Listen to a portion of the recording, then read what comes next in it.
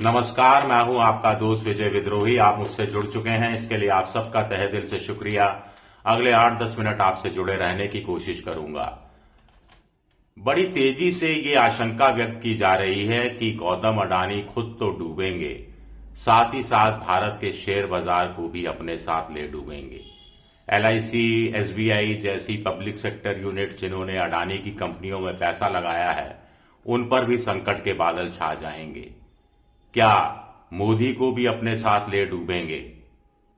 क्या भारत अब ट्रंप के आगे डील को लेके झुक जाएगा, रियायतें देने के लिए तैयार हो जाएगा? क्योंकि अमेरिका के स्कॉट बेसेंट जो उनके एक तरह से वित्त मंत्री हैं, उन्होंने इशारा किया है कि अगर माहौल अनुकूल रहा और चीजें ठीक आगे बढ़ी तो जो अतिरिक्त 25% टैरिफ अमेरिका ने लगाया है उसको अमेरिका हटाने पर विचार कर सकता है। अब तक क्या हुआ है?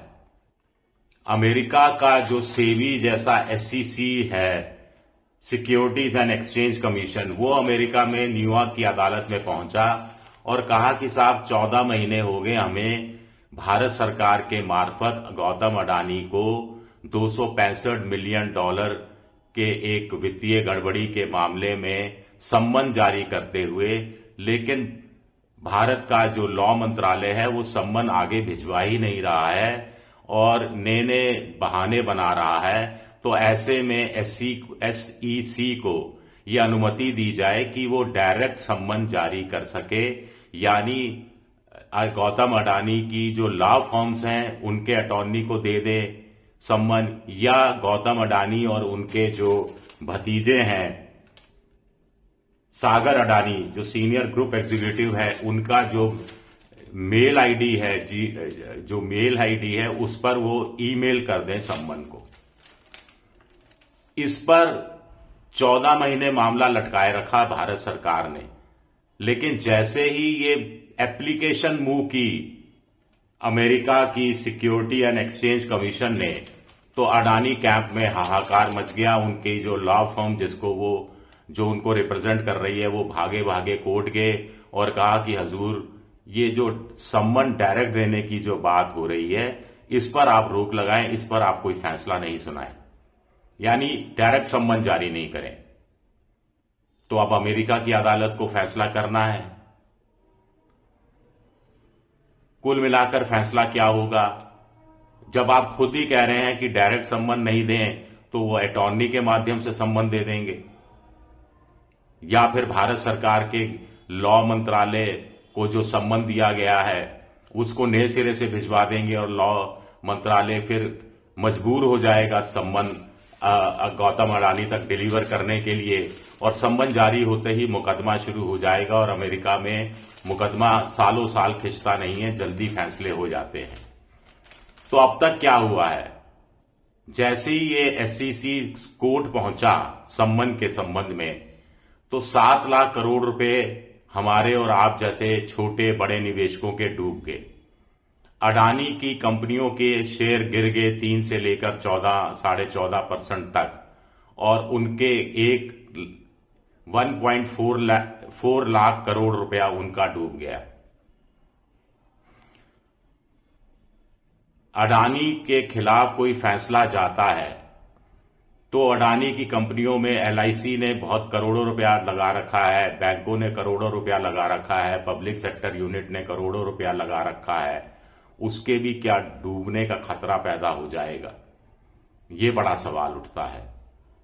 उधर अडानी की तरफ से इस पर कोई रॉयटर्स ने खबर की, दूसरे अखबारों ने खबर की, कोई सफाई ताजा मामले में नहीं आई है। इससे पहले अडानी की कंपनी कहती रही है कि उनके खिलाफ कोई डायरेक्ट मुकदमा नहीं है, उनके खिलाफ जो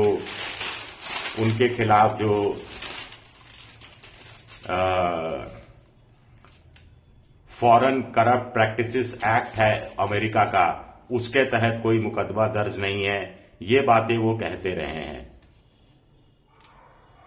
लेकिन अब मामला बड़ा खतरनाक मोड़ पर पहुंच गया है और ट्रंप के हाथ में क्या मोदी की बाह मरोड़ने का एक हथियार मिल गया है?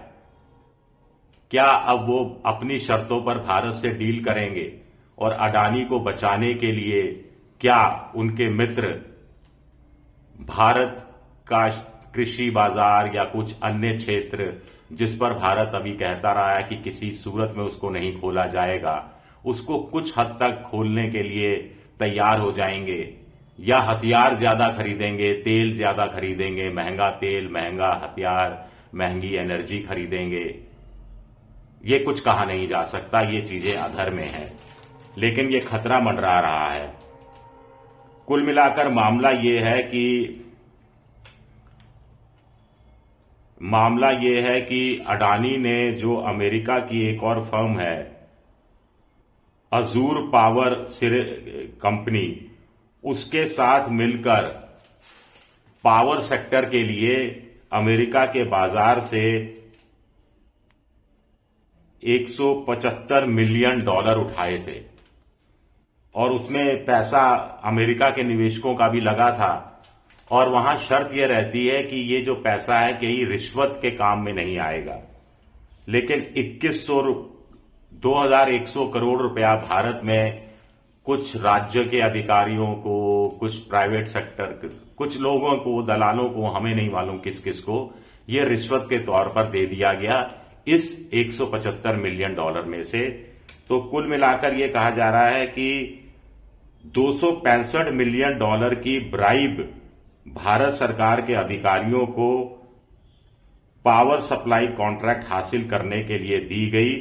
ये बात अमेरिका की न्यूयॉर्क की अदालत में नवंबर 2024 में SEC की तरफ से, जो वहां का सेबी है, उसने ये बात बताई थी और कहा था कि ये ट्रायल होना चाहिए और दूसरी पेनल्टी लगाई जानी चाहिए गौतम अडानी, सागर अडानी और अजूर पावर के सिरिल सेबेस्टियन, डोमिनिको कैबांस, जो फ्रांस का नागरिक है, उन पर भी इसी तरह के चार्ज लगाए गए थे।